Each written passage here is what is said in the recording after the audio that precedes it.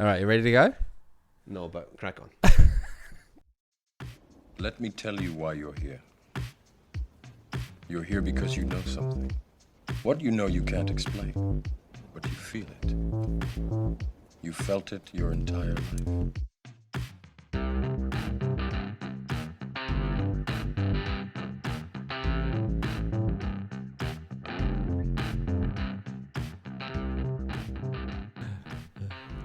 Hats? Brendo, how are you? I'm good. How are you? I'm okay. Yeah, welcome to episode 3 of Two Bit Idiots. Episode 3, there it is, yeah. Yeah. Price check. Price check, please. Yeah, that'd be good. Aussie dollars. Why not? $66,096.62. Not bad. Today. Not bad.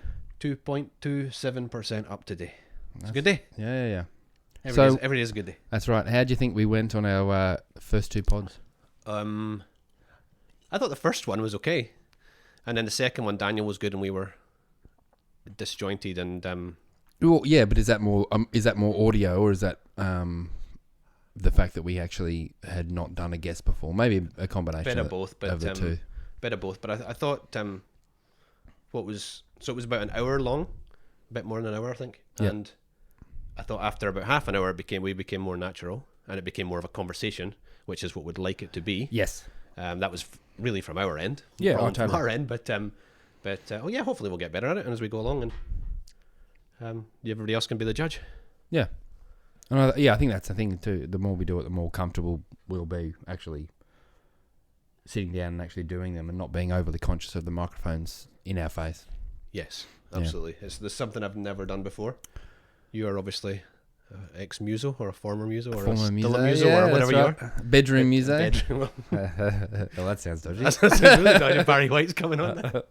But yeah, no, I've never done this before, so I feel quite uncomfortable, and I'm feeling quite uncomfortable listening to myself back. But yeah, I just have to get used to it and suck it up, and yeah, it is what it is. And as we've said before, we're doing this because we talk about Bitcoin every day, so why not? If it can help someone, why not do it? Absolutely. And when we're having conversations, the conversation doesn't stop. We literally have to go, I need to go. Whereas with this, it still feels like we are like trying to record a podcast.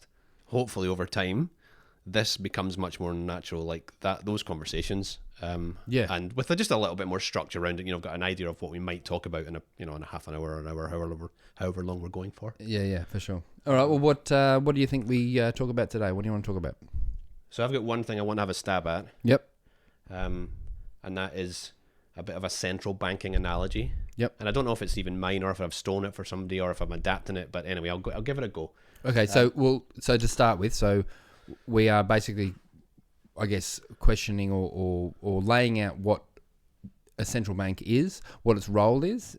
I just think, from a very, very high level, I think most people have no idea what the central bank is. Yes. I did. Frankly, I still don't really know what a central bank's function is. I had no idea. Right? But really, their only function is they are the policy decisions behind releasing money into the economy. Yes. Right? Yes. So every country has its own central bank, yes? Not every country, no? But major developed nations do. Yes, okay. So if you're a sovereign nation, you have the right to print your own currency. Yes. So yes, they will all, I believe, have central banks. Whether they call them central banks or not, I'm not sure, but okay.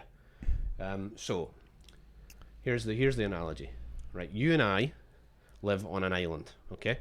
Yeah. You are a fisherman, and I am a coconut farmer. Can I be the coconut farmer? You be that's going to confuse me, but let's give it. No, I'll be the fisherman. You be the fisherman. I'm the coconut farmer, right? Okay.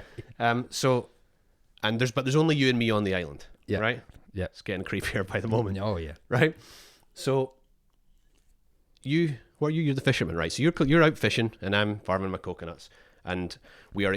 Sometimes I want fish, and sometimes you want coconuts, so we exchange them. Okay. Mm-hmm. So there's no need for money at that point. We are just exchanging the goods. It's a barter. Right? We're bartering. Complete barter system. Okay. But then we realized that between the two of us that, fish are good all year round, or whatever fish you're collecting are good, 6 months of the year, but my coconuts are only falling out the tree every December or whatever it is. Okay. Yep. So we have a problem because at some point you're getting more than I am, or I'm getting more than you are. So we have to keep a record of that. Yeah. Right? Yeah. So what do we use? We use something. We decide between us to use something. And then you could be talking about something like, what do you have on an island? Shells, right? So you might use shells to keep track of how many fish have gone one way and how many coconuts have gone the other way. Almost like an abacus. Yes. In a way. Basically, yes. Yep. So let's say we use a system where we'll use a system of shells, and we decide to take 100 shells, and you start with 50 and I start with 50. It's an even situation, and we exchange them back and forward. Sometimes you have 70, I have 30, sometimes I have 80, you have 20, but we move them back and forward, and we know where we stand. That's the function of money in a nutshell. Yep. In a coconut shell. In a coconut shell. Or a coconut shell. There you go. That's what That's good. But so that works perfectly fine. So sorry, how many do we have? We started with 100 We've got shells. 100 shells. 100 shells in Between total. the two of us. And between the two of us, and Yep. we had 50 each. Yep. Right? And we barter our goods back and forward, and we trade our shells back and forward just to keep a track of who has what and where we stand. Yes. The problem comes, so you're just you and me on the island. Yes. The problem comes when a boat arrives and one person climbs off the boat. What's their name? Alan? I usually go for Ian. I don't know. Alan's We'll go good. with We'll go with Alan. Alan. He Right, sounds so friendly. I hope he's It's friendly. friendlier than Ian. Yeah. So Alan climbs off the boat, and he has 100 shells in his pocket. Right? Yeah. So you and I previously, we had 50 shells each. We had 50% of the total wealth on the island each. And we traded it back and forward, went up and down, and that's fine. But Alan climbed off the boat with 100 shells in his pocket. So now on the island, there are 200 shells. If you and I still had 50 each, instead of having 50% of the wealth on the island, we have 25% of the wealth on the island. Yeah. Right? Yeah. Through nothing that we did. And that's literally what happened in the west of Africa. Right, literally with glass beads, that was the currency, and then Europeans came up, created glass beads, and came over And said, look at these. yes, Yeah. and they just took everything of value, right? Yeah, It's yeah. dreadful. I think that's Reed Love's Masters and Slaves of Money. I think that's what it's called. Yep. So, if anybody wants to go deeper than Alan, go there, right? But literally, you and I have done nothing wrong, but somebody else has arrived and halved our wealth overnight, right? Alan is the central bank, because Alan has created more of the money that is available and released it into the wild. Yeah. Right? So you've got a situation where if a central bank is creating money and making people poorer, if they're doing it quickly, people are getting poorer quickly. If they're doing it slowly, it's kind of controlled. So over a long period of time, it's been done slowly. But we've got a problem now because it's being done more and more quickly. Now they could get into the COVIDs or whatever. And if Alan, the central banker, created 100 shells and distributed those 100 shells absolutely evenly between everybody on the island, nobody would get any poorer, right? He came along, he didn't keep any for himself. He gave 50 to you, 50 to me. And we have no problem. Did he chuff off, or did he? I don't know where he went. Yeah. He's hanging out with Ian, right? But that's the issue. That's the issue we have, is that there is a third party, and in most people, anybody who's listening to this, it'll be the central bank. They are creating money digitally. It's not, it's not. They've not got a printer there. They're just changing numbers on a computer, creating money that we can't see, and they are making you poorer, right? So. Can I go back? So you were saying that previously it was done quite slowly, and it seems that it's happening more quickly. So was it a thing that when it's happening quite slowly that people don't really notice? Exactly right. Yeah. Exactly right. And also, so let's say they are only creating, 2% more money per annum. Okay, and that's obvious. That is still making you poorer, but just at a very kind of a slow rate. Yeah. And if you never get a pay rise in your job, ever, then yes, you are going to get poorer, and that is going to compound as years go on, right? But if let's say you are getting a 4% pay rise, you're beating the speed at which the central bank are creating the money, so you're actually getting ahead, right? So Yeah.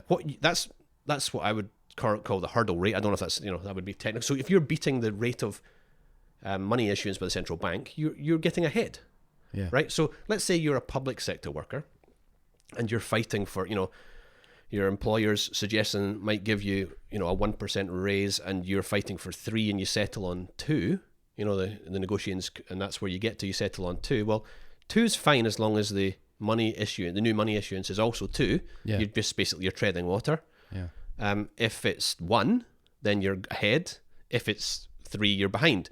The problem is, right now we're talking about 15 or maybe more. I think more, but let's say conservatively 15% over the last 2 years. If you look at 15% inflation. Well, inflation is a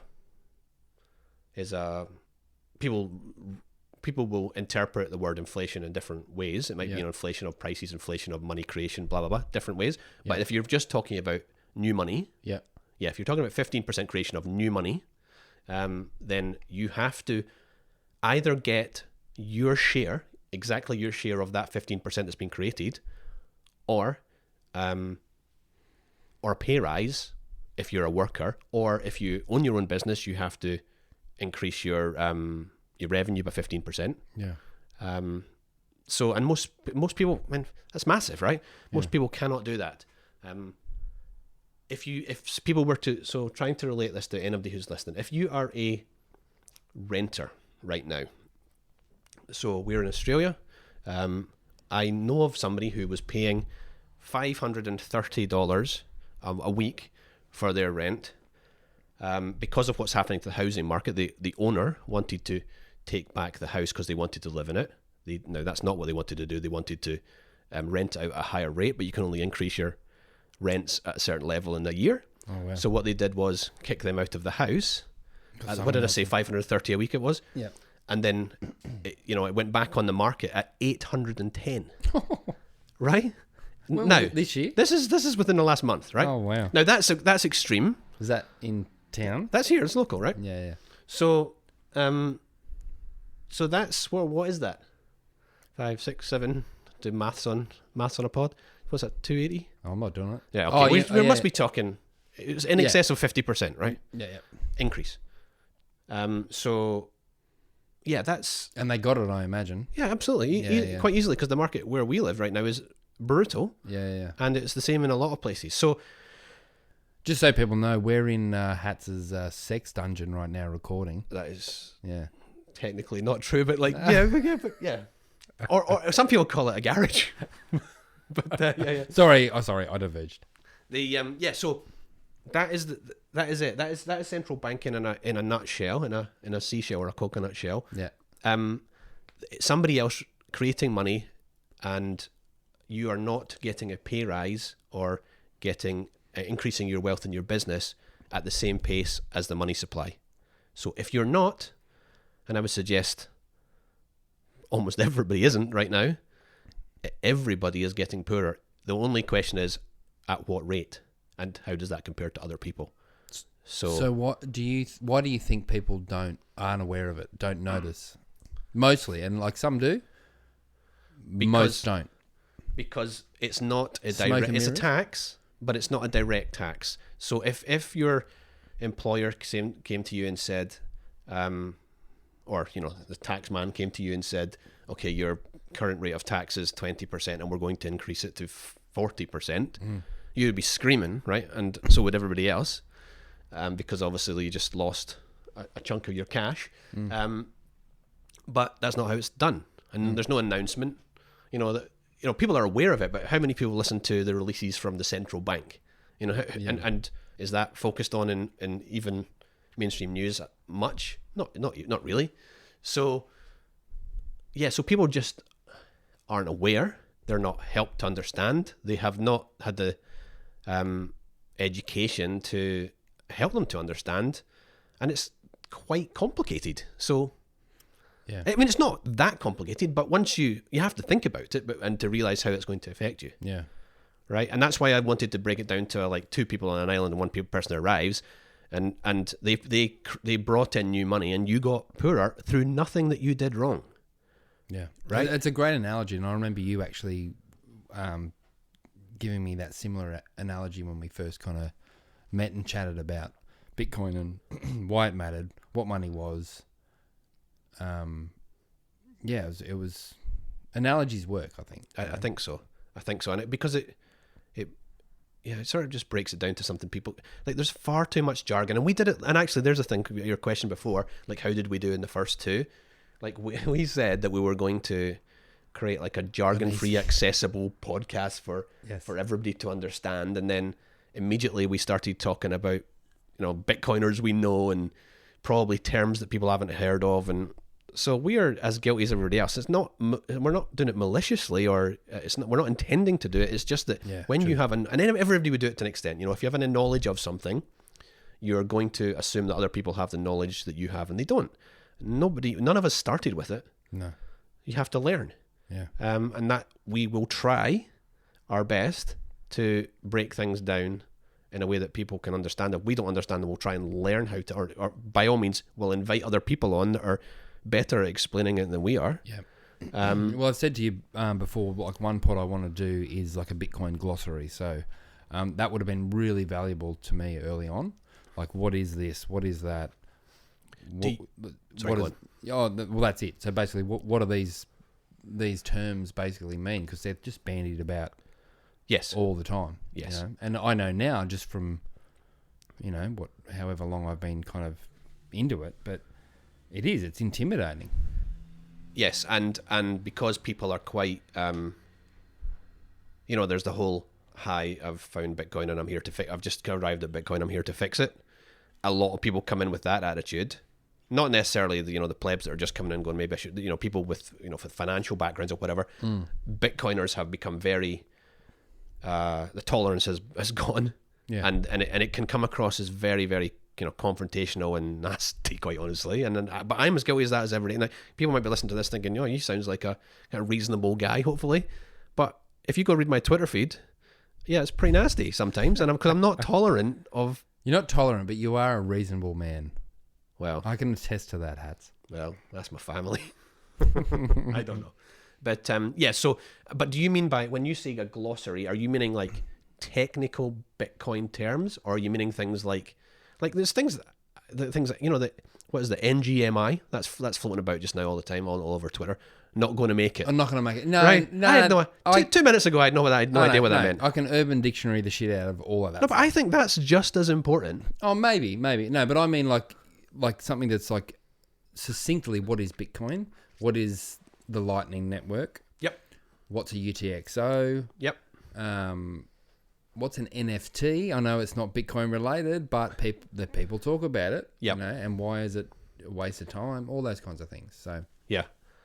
We need someone on. We do, and if anybody's got any suggestions as to who that should be, we have a couple of thoughts, and we've made a couple of inquiries to see if they might be interested in coming on. But yeah, if anybody's listening and thinks they want to have a stab at it, go for it. Hit us up, and we'll have a chat and see how it goes. Yeah. But right. Any other analogies for us? No, I don't. I'm all out of analogies. I'll try and spare people the analogy. Maybe one a week. I was saying before we recorded this pod that Hats is actually very good at analogies, or at least for me, coming up with good basic ways to explain complicated concepts. So maybe I'll just get you to do the glossary. No, I won't be doing it. I don't think I'm competent enough to do the glossary, but I'll just definitely join in the conversation. And yeah. It's really easy to.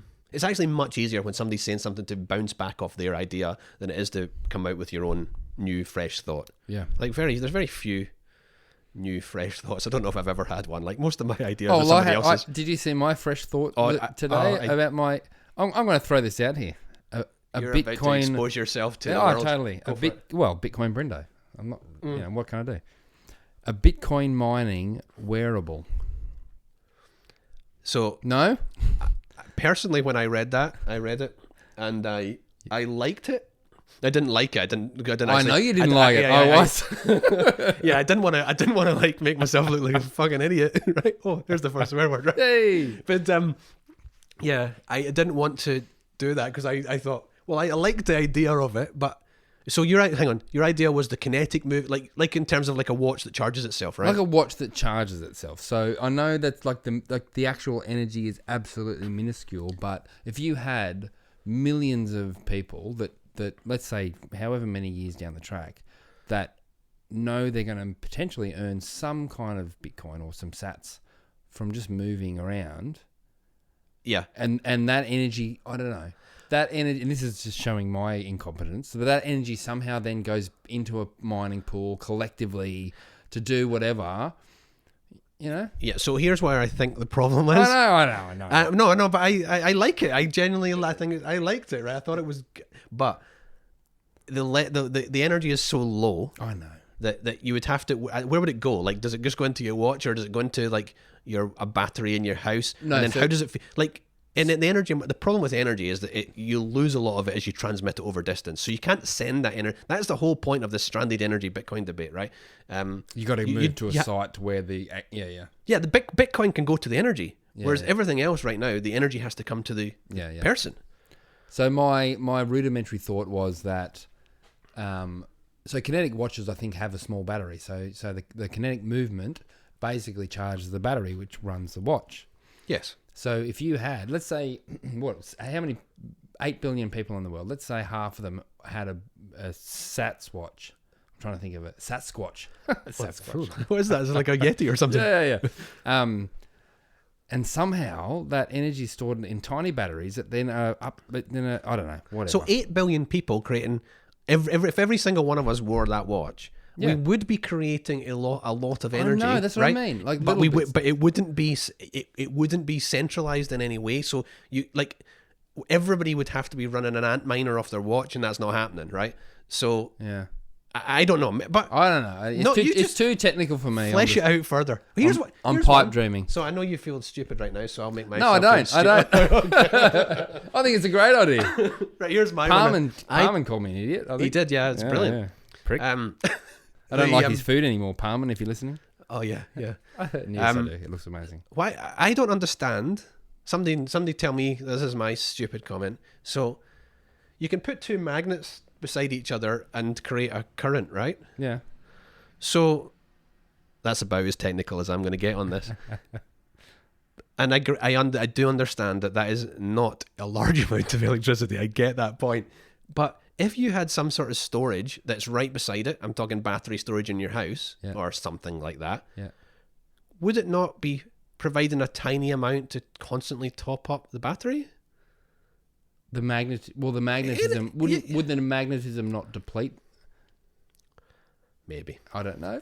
I don't know. There you go. So they were both morons. So, yeah. Two-bit idiots. Yeah, that's right. One thing I was thinking about that whole thing, right, with the watch thing, is that Bitcoin Twitter has that many circle jerks going that frequent movement with a wearable on the wrist, that's going to power a lot, man. I was really interested in the analytics of the last couple of pods. 33% of them were ladies, so behave yourself. What, ours? Yeah, believe it or not, I couldn't believe I was shocked. Oh, I'm sorry. It's 33% of ladies, so no, I'm joking. You can say what we like. Yeah, I know. But yeah, I don't know. Anyway, so we can't leave it on a circle jerk. No. Or maybe we have to. What else are we gonna talk about? Fiat mining. Well, tell me about that. Fiat mining. So people right now, you and I and lots of other people are obsessed with this, and we can't look away. It's strange. It's never happened to me before, never like this. And people are searching around for. They're searching around. They want more Bitcoin, right? They want more Sats, but and they're trying to work out, me included, you included. So we're trying to work out how we can make more. Oh, so selling your shit for Bitcoin? Well, millions of different, right? Basically, so the first thought is, you make Bitcoins by mining. Yeah. I'll be a miner. I'll do that with my computer in my house. Yes. And then they quickly realize that that boat sailed a while ago. Yeah. So other people scale up because they've got the technical ability to scale up and maybe the capital behind them to scale up. But the rest of us are probably not going to be on that one, right, anymore. So what else can you do? Okay, so personally, what I did was, I created a little website, and now you and I are doing the podcast. But that's what we decided to do. Other people are writing. There's a whole lot of great writers on Medium. There's people doing YouTube channels, people facilitating conferences, and it's becoming. There is what's the website? Bitcoinerjobs.io. I think so. Is it? So bitcoinerjobs.something. I think it's .io. I think it is .io. Yeah. You'll find them on Twitter as well. So at Bitcoinerjobs. But if you look on there now, there's probably I think a few hundred jobs. Is that right? Yeah, I would think wow. so. Yeah. I would say 70 to 80% of them are still sort of the engineering tech end of things. So if you're a technical person, good luck to you. Well done. Do that now and go get a job with somebody and you'll be great. But for the rest of us, if you're sitting in HR right now, Bitcoin companies are going to need HR managers or advertising people or whatever it is, different elements of the business. They're just not going to be the first to come on board. Yes. Right. So you could go and get a job, and a job that pays in Bitcoin. It's possible, but I've not managed to get one, and you've not managed to get one. Yeah. So then what do you do? And for me, one of the most noble things people can do right now is what I call fiat mining. I didn't make that up. Yeah. And that only means go out and do your normal job and convert as much of your damn money to Bitcoin as you possibly can. Because anybody who's... What's that? No, it's good. That's good. Right, because anybody who is in... if you're earning 100% of your salary in Bitcoin, that's great, and you're contributing. Don't get me wrong, you're contributing to making the whole sort of ecosystem better. But you're not bringing anything new anymore in terms of money, in terms of your wealth, because your wealth is there now. The only people that are bringing something new is the people that are selling a currency, a fiat currency, in order to buy Bitcoin. Yeah. That's what's changing the price, and that's what's going to make so all of these, I'm not having a go at people who are working in Bitcoin at all. No. I think it's wonderful, and I wish I could do what a lot of them are doing. But I'm just wanting to support people who are sitting there going, I can't do anything in this just now, and it's not there for me yet. But I would say working in your day job and converting as much to Bitcoin as you can is just as noble in terms of supporting the Bitcoin network as being a Bitcoin worker. Oh, do you agree? Oh, yeah, if not more. Yeah, absolutely. Put it that way. And sell everything but your chairs. Absolutely. And should we talk about how you break chairs? Oh, I'd knock yourself out. Yeah, I am currently kneeling on a chair that I can't is it sit broken? on. But I don't know. He's not fat, by the way. He's not like a massive dude at all. He just has some propensity for stretching out on chairs. I've got a bad back, and I've got a terrible posture, and I lean back on chairs because it helps my back, and I break them. So right now I'm kneeling with one knee on a broken chair that I broke, and to my left is my kid's little chair, which I sat on and broke, and probably the one you're sitting on. Maybe this one. Yeah, be careful. It's becoming quite a tradition though, because I think our first dinner together when you were living in town, and we were just sitting there chatting, and I don't remember you actually moving, but you just dropped. Yeah, I'm a chair breaker. What can I tell you? Oh yeah, that's chairs are a shit coin. That's right. That might be a good spot to leave it. Yeah, chairs are a shit coin. Why not? Thanks, guys. All right. Hit us up with some questions, and we'll try and answer them. Want to come on and have a chat with us? Please do that. Just the best way to do. Oh, we didn't do that last time. We weren't very good at that. So, if you want to contact us, to reach us, yeah, do it on Twitter via the 2-Bit Idiots handle. Yep, at 2-Bit Idiots, numeral 2-Bit Idiots. Yeah, BITIDIOTS. That's the best place. Is there? You want to send people to your Twitter? Oh yeah, sure. I'm at Bitcoin Brendo, and I'm Stacking Hats. So that's like Stacking Hats, but not stacking sats. Like basically, I went to get stacking sats, couldn't get it. Went, I like hats. I'm going to be stacking hats, and that's it. That's what you got. So I wish I was more inventive now. Like I thought Bitcoin. I love alliteration and Bitcoin Brendo. I'm like, yeah, Bitcoin Brendo. And I'm like, now I don't like it. It's too late. Well, that's what did you Maybe say? it's not too late. I don't know. But you're going to lose all these followers? Yeah, You're worried about losing the followers? I've got like 140, I think. Yeah, I'm not concerned about the followers. I've been losing Of followers course you're recently. not. Actually, well, no, excuse You're me. a behemoth. No, I have been. I do. Of course, I look. But and so the only reason I know that I'm losing followers right now is that I look. Quite interested. I don't know why I'm losing, but anyway, sorry people, if I'm pissing you off. Like there we go. That's what happens. I'm not in it for the followers. It's all good. What will be will be. Yeah. All right, man. All right. So see you next week. Thanks, Hats.